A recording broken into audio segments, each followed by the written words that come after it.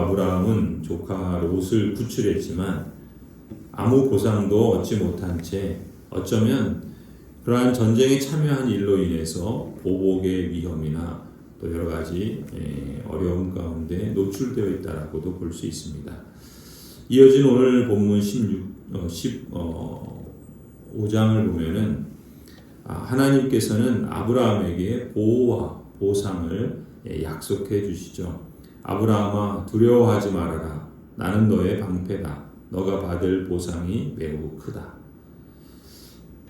하지만 하나님의 이러한 말씀과 약속에도 불구하고 자식이 없는 아브라함 입장에서는 그 말씀이 아직 피부로 실감이 나지 않았습니다. 그래서 아브라함은 그의 하인 그의 종인 엘리멜렉을 상속자로 삼아야 하나 주님께 묻지요. 2절입니다. 아브라함이 여쭈었다.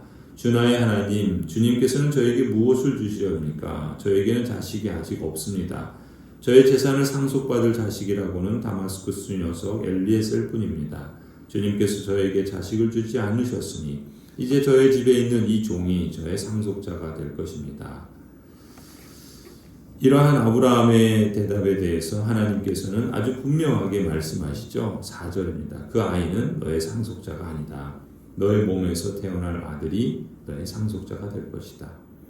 게다가 하나님께서는 아브라함에게 아들이 태어날 뿐만 아니라 그의 후손이 밤하늘의 별처럼 많아질 것을 약속하십니다.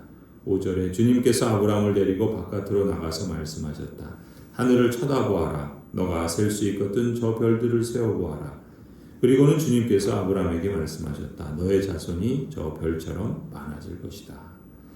처음 12장에서 하나님께서 아브라함에게 약속하셨던 이 자손의 복에 대한 하나님의 약속을 다시금 강조하시는 대목이라 할 수 있겠죠. 하지만 하나님의 약속에 비해서 사실 그 약속에 대한 그럴 만한 가능성이나 그 증거는 없었습니다. 그럼에도 불구하고 아브라함은 아비의 집을 떠났고 또 이제 여러 가지 일들을 경험하면서 약속하신 하나님의 그 다시금 재차 강조하시는 말씀을 받아들이고 믿게 되지요. 6절에 아브라함이 주님을 믿으니 주님께서는 아브라함의 그런 믿음을 의로 여기셨다 말씀합니다. 하나님께서는 그 믿음을 의로 여기셨다라고 말하고 있죠. 그러니 하나님께서 아브라함의 이러한 태도를 합당한 것으로 인정해 주셨다 볼 수 있습니다. 하나님의 약속을 받아들이고 신뢰하는 것을 성경은 믿음이라 부릅니다. 믿음이라는 것은 약속하신 하나님을 신뢰해서 받아들이는 태도를 말하죠. 그리고 이러한 태도를 하나님께서는 의로 여겨주십니다. 거듭 말씀드렸던 것처럼 성경에서 의라는 표현은 관계 속에서 책임을 다하는 것이라고 했죠. 우리가 하나님과의 관계 속에서 책임 있게 반응하는 태도, 다름 아닌 하나님의 약속을 받아들이고 신뢰하는 것을 말하고 있는 것입니다. 이게 매우 중요한 것이죠. 우리가 그 정도만 해도, 다시 말해서 하나님의 약속을 받아들이고 신뢰하는 것만으로도 하나님께서는 그것을 우리의 의로 여겨주실 정도로 은혜로우신 분이십니다.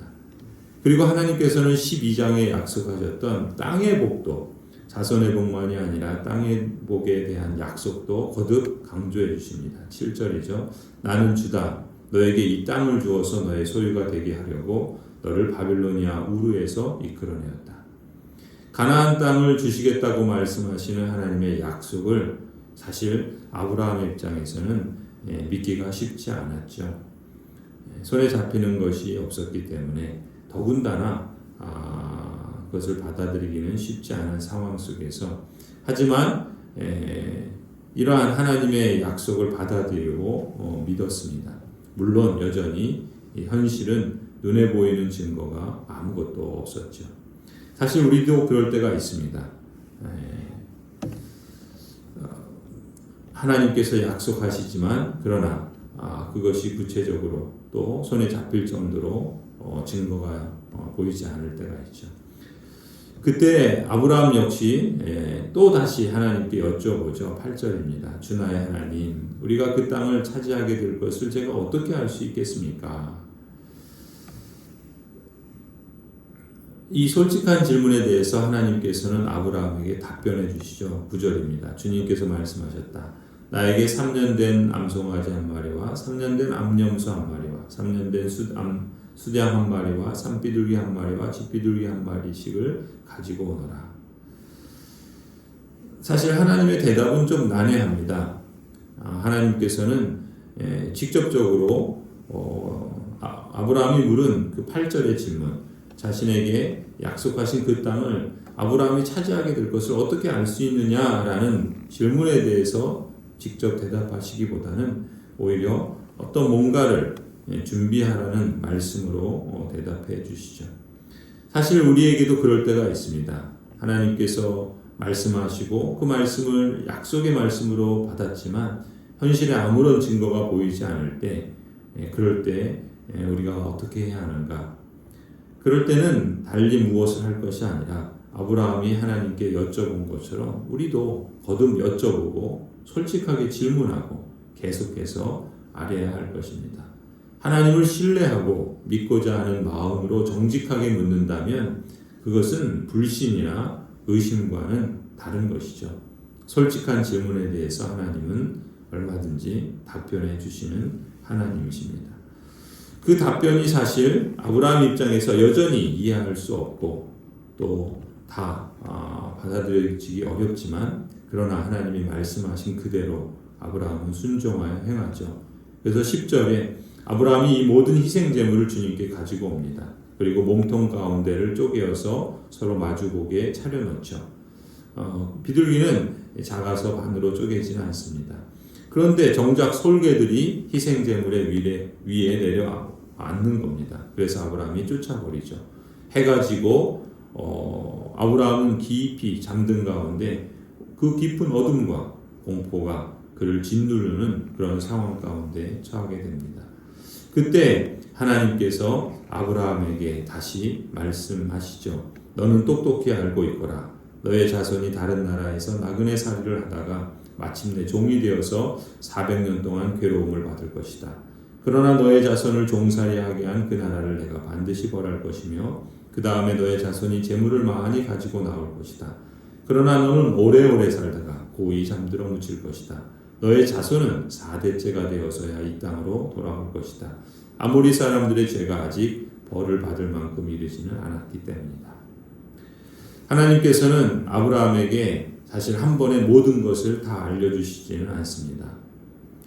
하지만 분명 8절에 아브라함이 질문한 것처럼 하나님이 약속한 땅을 어떻게 차지하게 될 것을 알 수 있느냐라는 질문에 대해서는 답을 주시죠. 하나님의 답은 아브라함의 자손이 반드시 이 땅을 차지할 것이라는 대답이었습니다.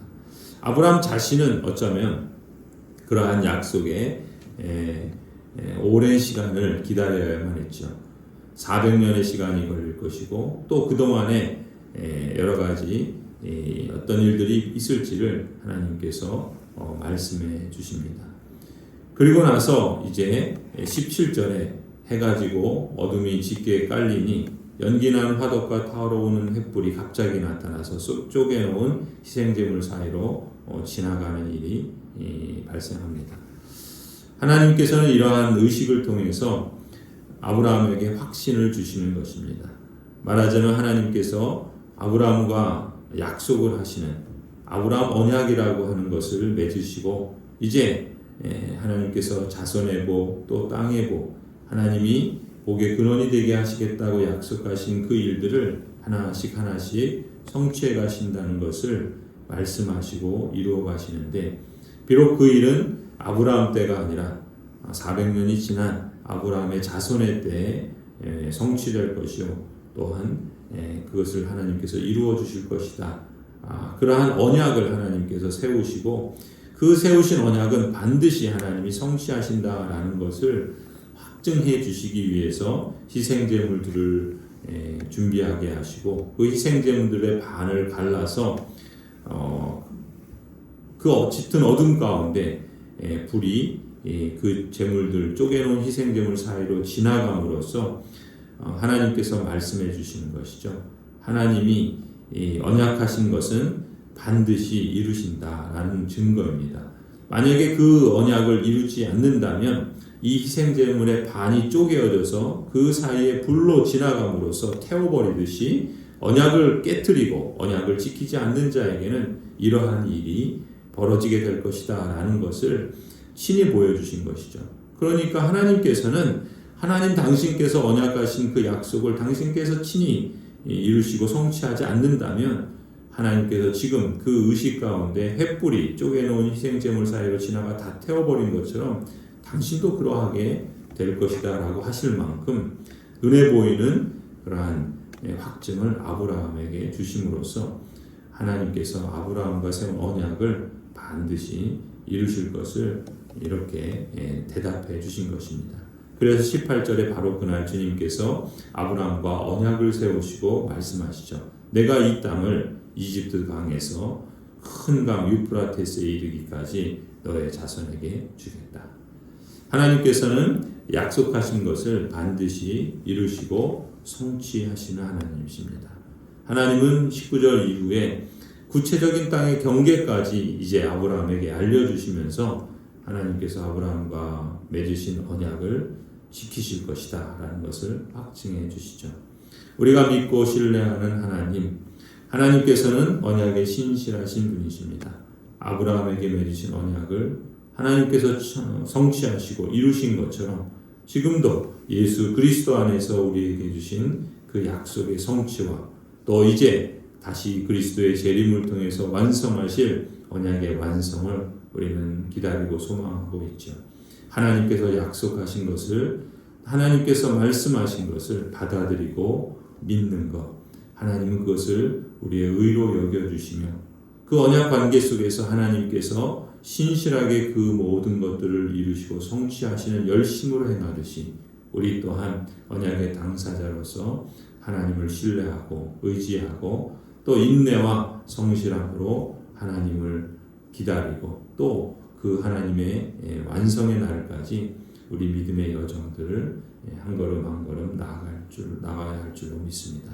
하나님께서 아브라함에게 보여주신 그러한 언약의 확증을 우리에게도 예수 그리스도의 십자가를 통해서 그리고 성령의 임재와 또 역사하심을 통해서 그리고 하나님의 놀라우신 은혜의 역사들을 우리의 삶의 여정 속에서 크고 작은 일들로 보여주시고 나타내 주시는 것처럼 하나님은 이를 계획하시고 성취하시는 하나님이시죠.